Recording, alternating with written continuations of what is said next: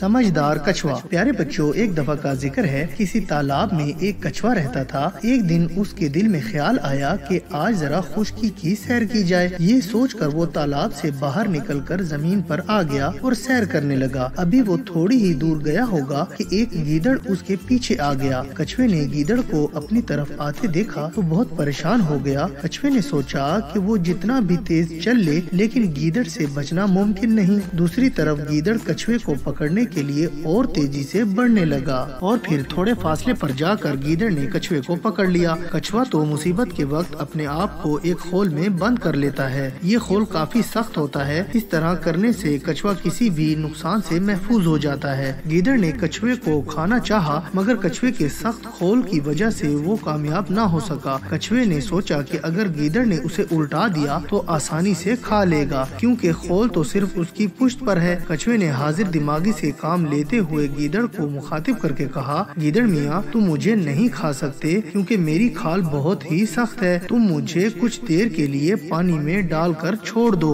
पानी में रहने से मेरी खाल नरम हो जाएगी और फिर तुम आसानी से मुझे खा सकोगे। गीदड़ ने कछुए की पुश्त पर हाथ रखकर उसे शिकार करने की पूरी कोशिश की, लेकिन कामयाब ना हो सका। अब जो उसने कछुए की बात सुनी तो उसको कछुए का मशवरा अच्छा लगा। गीदड़ कछुए को घसीटता हुआ तालाब के किनारे तक ले गया और जाकर उसे पानी में छोड़ दिया।